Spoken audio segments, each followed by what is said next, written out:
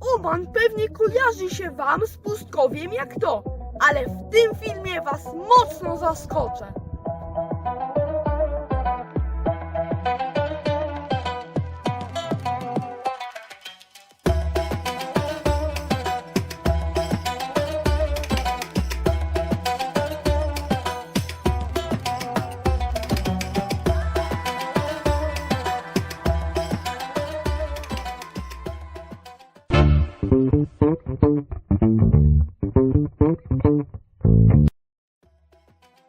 Oman, a właściwie sułtanat Omanu, leży na wschodnim krańcu Półwyspu Arabskiego, nad Morzem Arabskim i Zatoką Omańską.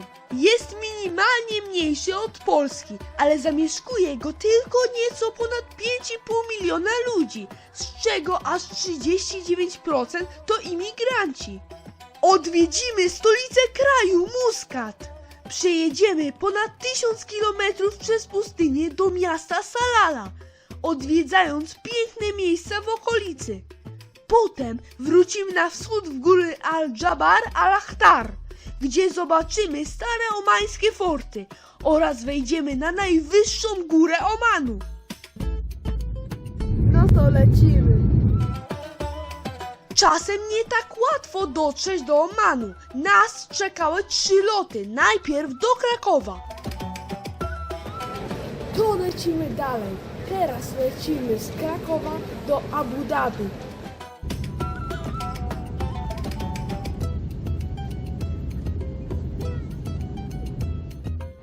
Wreszcie wybieramy się do właściwego miejsca. Dzisiaj jest ostatni lot z Abu Dhabi do Muscatu. Wsiadamy do samolotu. I trochę po ponad godzinie lotu wreszcie byliśmy w Omanie. Jeszcze 35 lat temu, żeby odwiedzić Oman, trzeba było mieć specjalne pozwolenie rządowe. Dziś Muscat rozciąga się na 73 km wciśnięty między góry Al-Hadżar i Zatokę Omańską. Mieszka tu 30% wszystkich Omańczyków, a w ciągu roku spada tu średnio filiżanka wody. Nie ma tu ścisłego centrum jak w europejskich miastach, a atrakcje są rozrzucone po całym mieście i często odległe o godzinę drogi samochodem. Zwiedzanie miasta to wspaniała podróż przez wieki historii i arabskiej tradycji. Nie da się tu nudzić, a co najważniejsze, jest tu spokojnie i bezpiecznie. Zwiedzanie Muscatu zaczniemy od Mutrach. To historyczna dzielnica handlowa i portowa, położona nad Zatoką Omańską. Jest znana z jednego z najstarszych i najbardziej tętniących życiem bazarów, nowoczesnego portu morskiego oraz tradycyjnej arabskiej architektury, będąc jednym z najciekawszych miejsc w kraju. Targ Mutrach Suk słynie z bogactwa przypraw, biżuterii, tekstyliów i omańskiego rzemiosła. Chodźcie zobaczyć razem ze mną, jak jest w środku.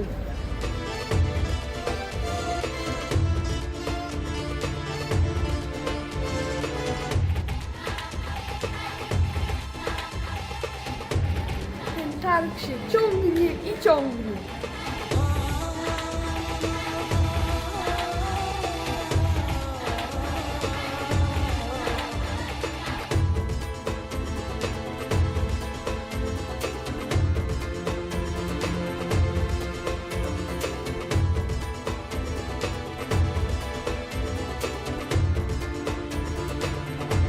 Kadzidło naprawdę ładnie pachnie.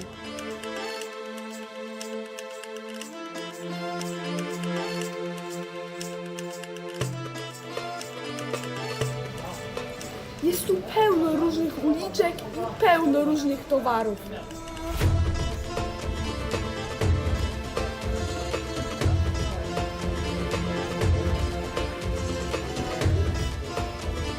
Nad dzielnicą Mutrach góruje Mutrach Fort. To zabytkowa portugalska fortyfikacja z XVI wieku, z której roztacza się najlepszy widok na port i miasto.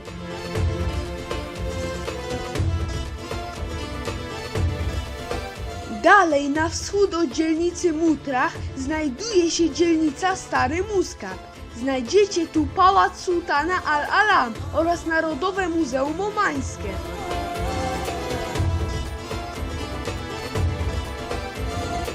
A oto zespół pałaców sułtana Kabusa w Muskacie. Oczywiście nie można go zwiedzać.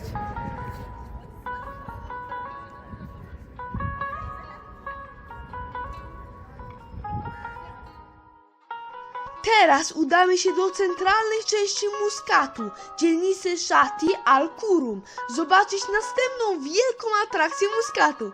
Oczywiście nie na pieszo, bo to odległość aż 16 kilometrów. W 2001 roku sułtan Omanu wydał dekret o budowie opery. Zobaczcie, co wybudowali!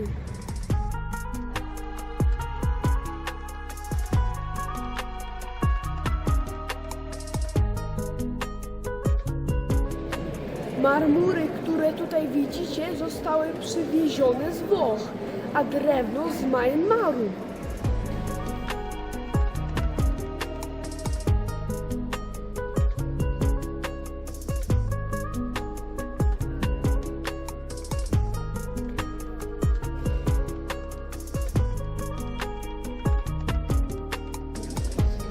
To jest pierwsza taka opera wybudowana w krajach Zatoki Perskiej.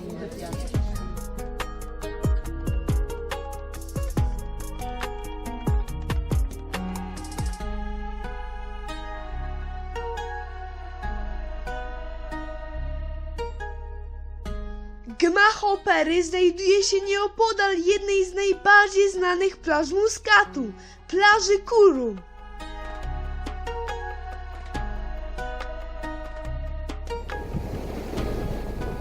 Tak wygląda wieczorny spacer na plaży w Maskacie. Kurum Beach to popularna publiczna plaża, położona w samym sercu nowoczesnej dzielnicy Kurum. Rozciąga się na długości 4 km, oferując szeroką, piaszczystą przestrzeń idealną do relaksu i spacerów.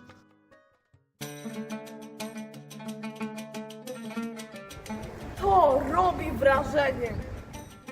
Wielki meczet sułtana Kabusa w Muskacie to główna świątynia Omanu, otwarta w 2001 roku, stanowiąca arcydzieło współczesnej architektury islamskiej.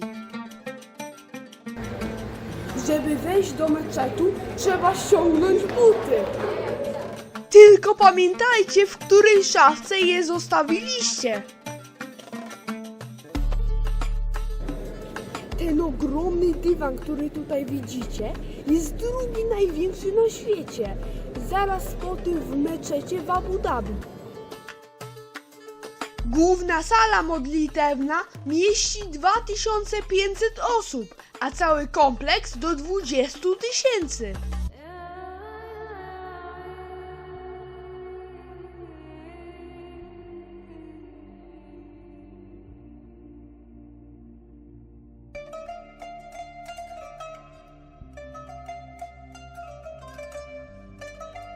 Meczet robi niesamowite wrażenie. Jest wielki nie tylko z nazwy, a razem z ogrodami prezentuje się naprawdę imponująco. To największa budowla w Omanie i trzecia co do wielkości tego typu budowla na świecie.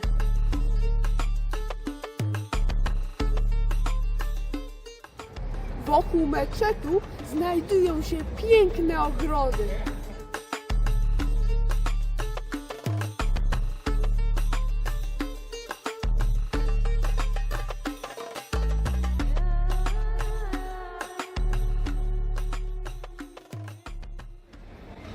Chcecie zobaczyć, jak wygląda nowoczesny Muscat? No to patrzcie! Jesteśmy w Al-Murz. To pierwszy w Omanie zintegrowany kompleks turystyczny, położony w dzielnicy Sib, zaledwie 5 minut od lotniska w Maskacie.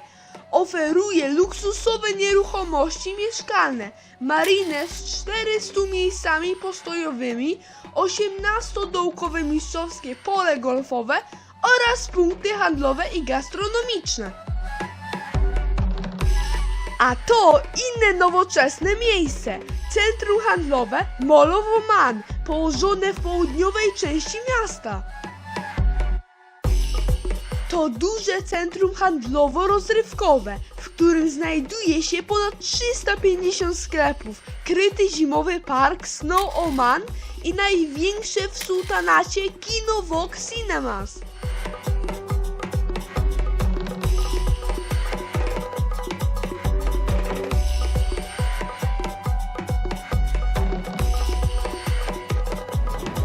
Chyba już wiecie, co najlepiej kupić w Omanie. Oczywiście omańskie perfumy.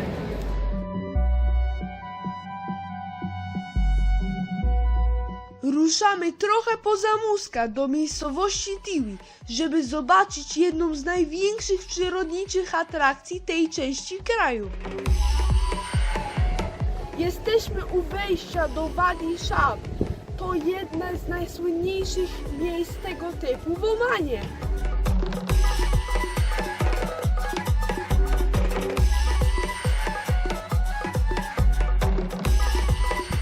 Wadi Shab to ogromny kanion. Jest wiele takich kanionów w okolicy. Wadi Shab jest jedną z najczęściej odwiedzanych atrakcji przyrodniczych w Omanie i stanowi popularne miejsce pieszych wędrówek oraz kąpieli wśród lokalnych mieszkańców i turystów. Jeśli chcecie tutaj popływać, to nie jest problem. Ale woda jest chłodna. Wyprawa obejmuje przeprawę łodzią, około 40-minutowy trekking po skałach oraz pływanie, co czyni ją idealną półdniową przygodą. Najlepiej odwiedzić je rano, aby uniknąć tłumów, upału i mieć wystarczająco czasu na podziwianie widoków i kąpiele. W Muscacie i okolicach jest jeszcze wiele innych bardzo fajnych atrakcji, którym przyjrzymy się dokładnie w filmie poświęconym samemu Muscatowi, na który już teraz serdecznie zapraszam. Tymczasem ruszamy w wielką podróż przez Oman. Wybraliśmy nie najkrótszą, ale bardziej interesującą drogę do miasta Salalah, liczącą aż 1105 km. Przejazd zajął nam cały dzień z kilkoma krótkimi przystankami. Na początku przejeżdża się przez góry Al-Hajar, a potem krajobraz staje się całkowicie płaski na bardzo długo. To pustynia Al-Rub al-Khali, ciągnąca się jeszcze daleko w głąb terytorium Arabii Saudyjskiej. Jesteśmy dokładnie w połowie drogi pomiędzy Muscatem a Salalah, w centrum Omanu. W tamtą stronę jest 500 km i w tamtą stronę jest 500 km. Totalnie niczego.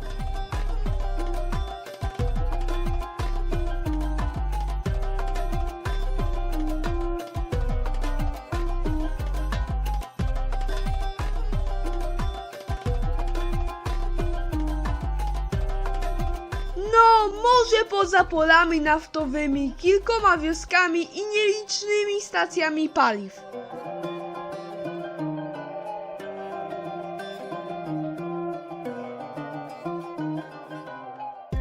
Krajobraz zmienia się całkowicie, gdy zbliżamy się do Salalah. Najpierw trasa numer 42 zaczyna piąć się przez góry.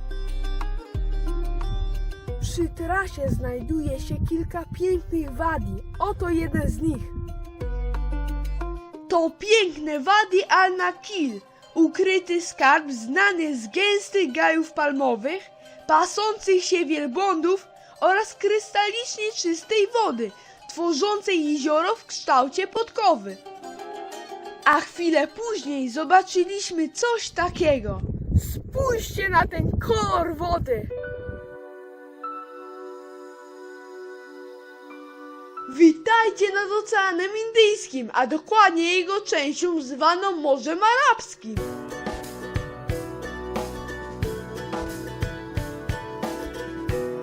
Dojechaliśmy do miejscowości Hasik, Droga numer 49 prowadząca z Hasik do Salala jest uważana za jedną z najpiękniejszych tras motocyklowych i samochodowych w Omanie ze względu na spektakularne widoki na klify i ocean.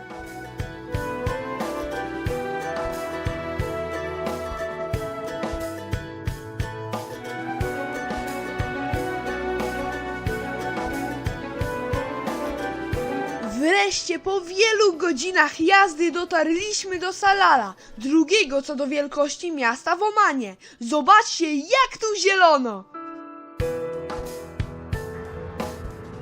Samo miasto Salala wygląda tak. Sklepiki, budynki i też są tutaj piękne, szerokie drogi z palmami.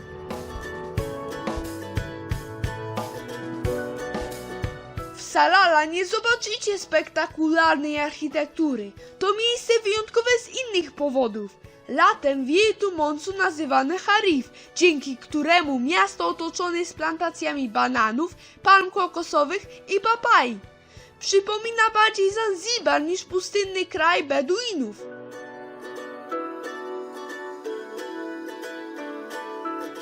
Choć i tu znajdziecie miejsca dla najbardziej wymagających turystów.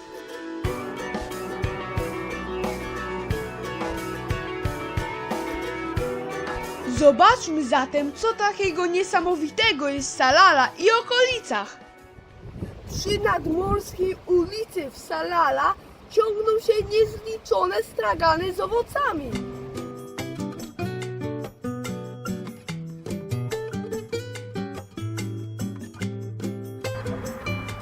Te kokosy są najpyszniejsze, mają najwięcej soku i są słodkie.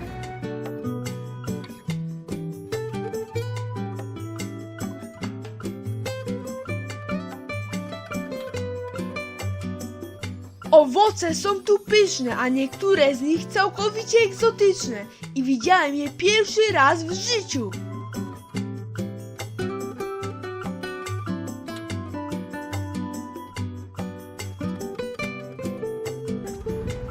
Kupiliśmy takie owoce: Gest Apple i arbun.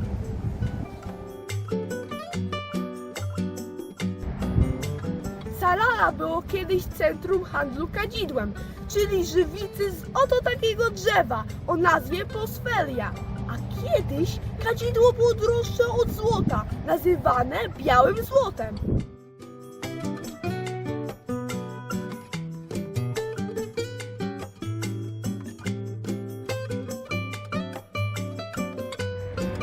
Cały region Salala słynie z produkcji kadzidła, a tutaj jest jego muzeum.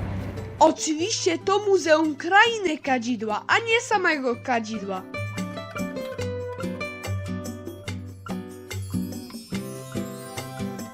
Zbiory muzeum podzielone są na dwie główne sale. Sala morska prezentuje historię morską kraju i jej wpływ na handel towarami luksusowymi, w tym kadzidłem, oraz sala historyczna, gdzie znajduje się bardziej ogólny przegląd historii Omanu.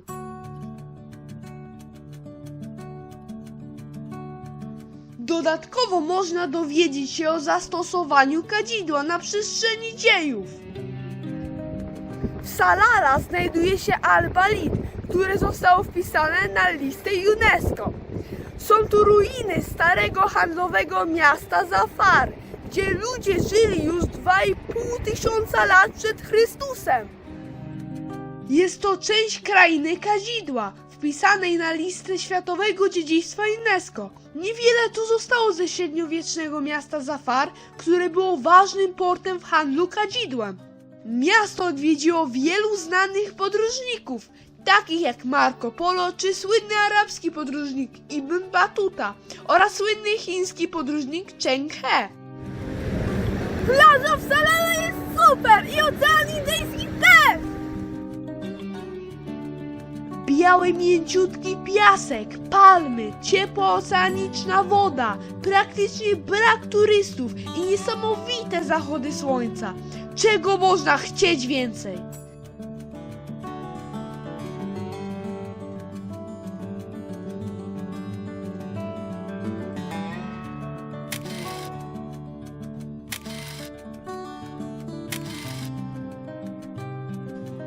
Wydaje się wam, że to najpiękniejsza plaża? Spokojnie, brakuje klifów. To patrzcie teraz. Witajcie na plaży Fazaja. To jedna z najpiękniejszych plaż w Omanie.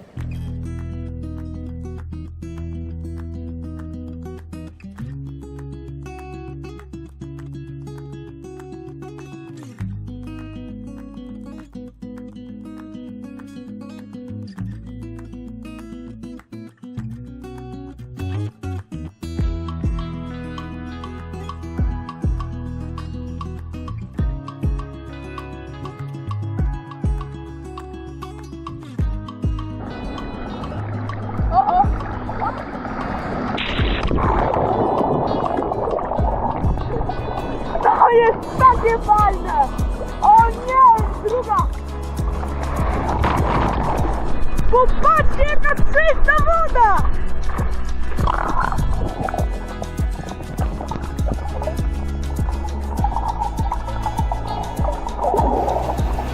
Żeby dobrze się wybawić na tej plaży, trzeba tutaj spędzić chociaż pół dnia, bo jest tu prawie wszystko.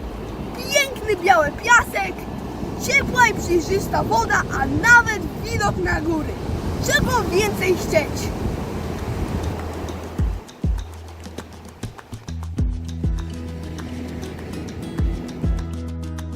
Do tego wszystkiego można dodać naturalne zoo w postaci spacerujących po plaży wielbłądów.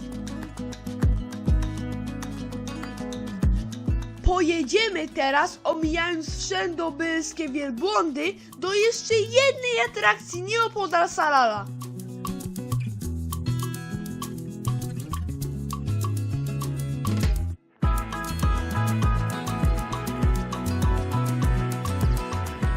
Przyjechaliśmy do Wadi Darbat i jego pierwszej atrakcji, wodospadu Wadi Darbat. Niestety jesteśmy tutaj w grudniu, kiedy jest pora sucha, ale wyobraźcie sobie, że latem, kiedy jest monsun i pada, spada z urwiska ogromny i przepiękny wodospad.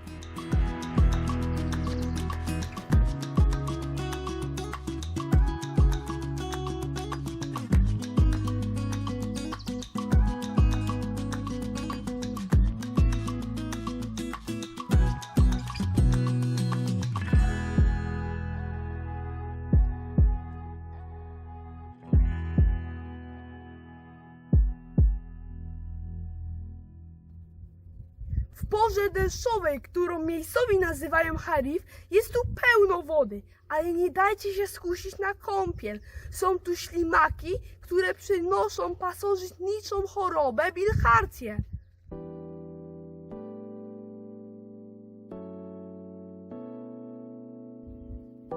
Wadi Darbat to bardzo wygodna atrakcja, bo do większości najważniejszych miejsc można dojechać samochodem. Wadi Darbat jest znany z bujnej zielonej górskiej scenerii. W porze deszczowej oferuje rzekę, wodospady oraz spokojne jezioro. To doskonałe malownicze miejsce na piknik, wędrówki i przejażdżki łodzią. Wielbłądów tu jest mnóstwo!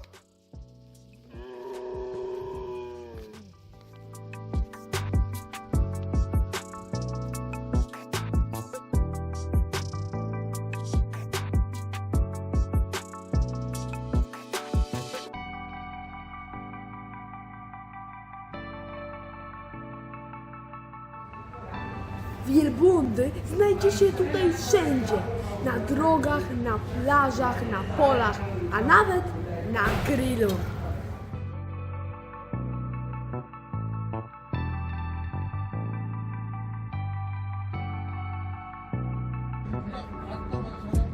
Targ w Salala, pełen wszystkiego, ale my poszukamy prawdziwego kadzidła. Głównym i najsłynniejszym targiem w Salala jest Al-Hasan Souk, znany również jako Souk Salala lub Targ Kadzidła, zlokalizowany w pobliżu morza i pałacu Al-Hasan. To idealne miejsce na zakup kadzideł, tradycyjnych perfum, kadzielnic, przypraw, złota oraz lokalnych wyrobów rzemieślniczych. oferujące autentyczną atmosferę. Targ jest bardzo fajny, jest tu wiele ciekawych rzeczy, ale niestety sprzedawcy są bardzo natarczywi i chcą ci sprzedać wszystko, nawet te rzeczy, których nie chcesz. I na dłuższą metę to jest bardzo męczące.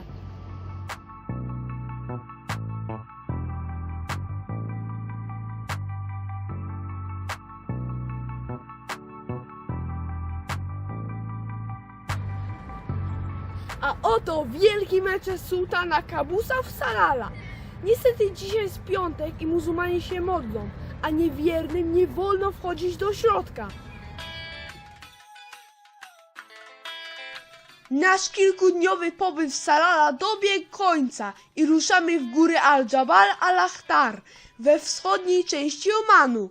Oczywiście Salala kryje o wiele więcej ciekawych miejsc, o których opowiem w osobnym filmie o Salala, na który już zapraszam. Powrotna droga do miejscowości Nizwa to 880 km przez pustkowia środkowego Omanu, więc zajmie nam to cały dzień. Witajcie w Nizwie, to stara stolica Omanu i znajduje się tu odnowiony fort obronny, który zaraz odwiedzimy. Fort służył jako twierdza obronna, administracyjna, religijna i także jako miejsce nauki.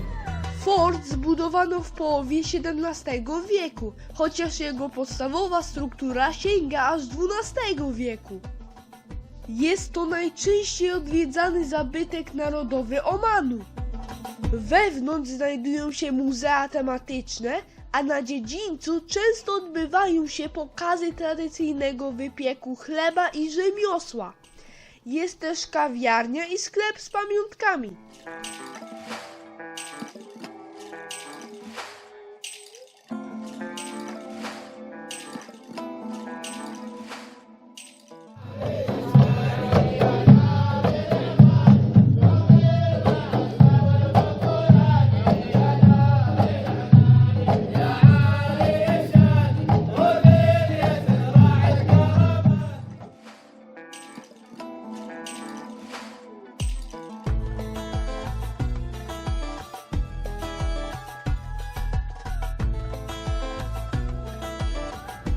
Mury tej wieży mają aż do 3 metrów grubości i jest stąd piękny widok na Nizwę. Fort Nizwa to jedno z najwspanialszych arcydzieł architektury obronnej stworzonych przez Omańczyków.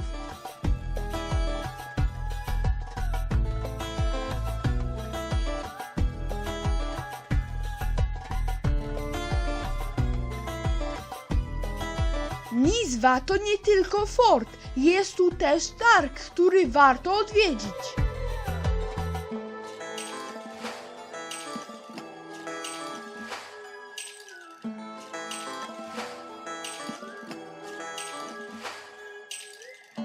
Z Nizwy udamy się teraz głębiej w góry Al-Hadżar, gdzie wejdziemy na najwyższą górę Omanu. No może prawie wejdziemy, zresztą sami zobaczcie. Zaczęło świtać, a my ruszamy na najwyższą górę Omanu, Jabal Shams.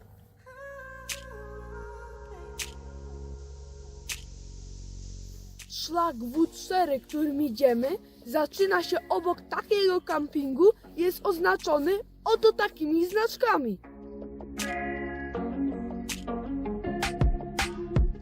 Oman ma jeden z najwyższych szczytów na Półwyspie Arabskim, a góry tego kraju oferują jeden z najpiękniejszych widoków na Bliskim Wschodzie. Pasma górskie Omanu są niedoceniane wśród turystów, a jest to wielki błąd. Raz jest tu na dół, a raz do góry. I jak widzicie po moim ubiorze o świcie było całkiem zimno, przygotujcie się. Jabal Shams jest znany jako Góra Słońca, bo pierwsze promienie słońca w Omanie lecą właśnie na tą górę. Jabal Shams jest celem, ale nie jedyną atrakcją szlaku W4, którym idziemy. To jest idealne miejsce na śniadanie. Tylko spójrzcie na to. A oto zapierający dech widok na Wielki Kanion Arabii, czyli Wadi Gul. Wierzcie mi, że na żywo ten widok jest jeszcze bardziej niesamowity. Wadi Gul jest głęboki na 1000 metrów. Oferuje spektakularne widoki, surowe szlaki piesze i starożytne opuszczone wioski. Ten cud natury jest idealnym miejscem dla miłośników pieszych wędrówek ze słynnym, ekscytującym szlakiem Balcony Walk W6, prowadzącym do opuszczonej wioski Sap. A oto i on! Jabal Shams! 3009 metrów! Ale niestety nie możemy na niego wejść, bo jest na nim baza wojskowa. Turystom nie wolno tam wchodzić. Ale my pójdziemy na niższy wierzchołek. O tam!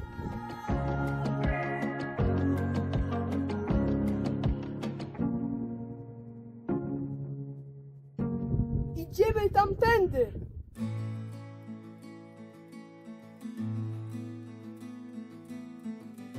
Przed nami jeszcze długa droga na szczyt. Raz pod górę, to znowu na dół.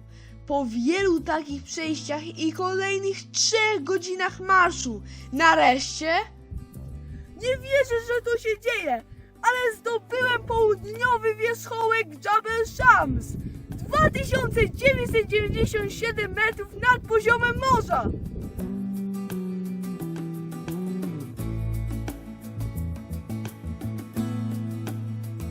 A widok z prawie najwyższego miejsca w Omanie jest spektakularny i warty wysiłku.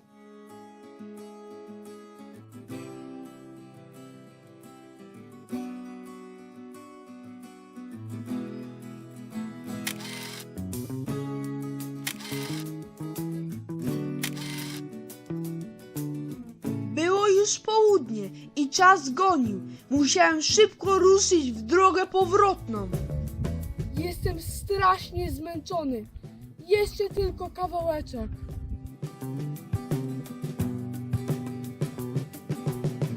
Nie lekceważcie Jabal Shams, bo przejście szlaku zajęło nam aż 11,5 godziny i wróciliśmy tuż przed zmrokiem.